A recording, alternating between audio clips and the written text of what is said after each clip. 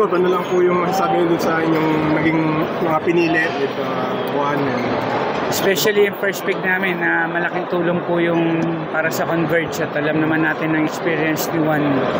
Talagang international na po yung mga games na nalaruan niya, international league. So it will be a big help sa mga Converge kasi alam niyo naman puro bata yung amin. So makaka-add ng experience tong bata na to.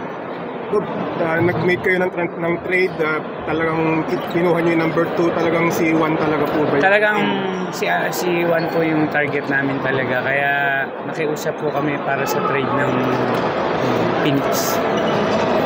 Ano lang po masasabi nyo na ngayon sa team ninyo with all the draft picks that you made? Still po, syempre, praying pa rin na talagang mano itong mga bata. Hopefully, mga 3 years na rin ho kami sa league. So, itong mga bata, unti-unti nagkakaroon na po ng experience na nakikita na kung gaano kahirap ang PBA. So, I think naman itong next season, nag-matured na itong mga ibang players namin. Semis na po ba ang aim ninyo after? Semis na po ba ang ina-aim ng team? Praying na sana umabot na kami ng semis. Para naman po medyo sumaya yung mga fans ng Converge. Gov, si Coach Franco nakita pa namin na andyan sa table niya. Mag-i-stay pa rin ba siya? Oo naman, kasama pa rin naman si all staff, nandyan pa rin yan. Then meron lang mga darating din ng mga consultant. Ano naman, tulong-tulong lahat. Walang mawawala. Magtutulong-tulong kami lahat for the team. Ano to? Isang magandang team to na pwede kong pagmalaki na maganda relation namin. Walang inggitan, wala. Kundi ang focus namin is magtulungan for the team. Si Raiko Toroman po ba yung isa? Coach Raiko will be coming. Ano na yan? Hopefully, mga 5 days from now, baka nandito na siguro si Coach Raiko. Isa lang po ba o may... Meron pang isang Serbian coach na kasama.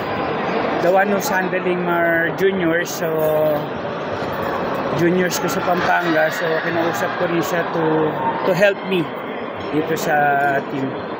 Hindi po ba yung nasa MPBL? Si Coach Dorde. Sana naman. Kasi tagal ko na rin kasama yung dalawa na, especially Coach Raiko.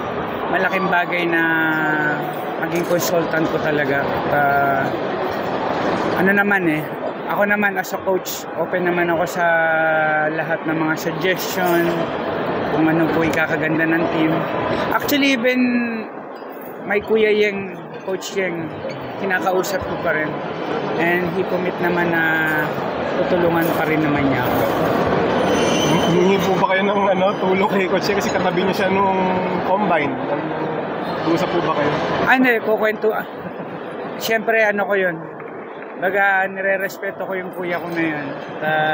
Same thing, yung posisyon ko ngayon as Vice Governor, same thing din na siya yung unang Vice Governor na naging coach sa PBA. So, siyempre, yung priorities namin, especially sa probinsya, yung public service pa rin.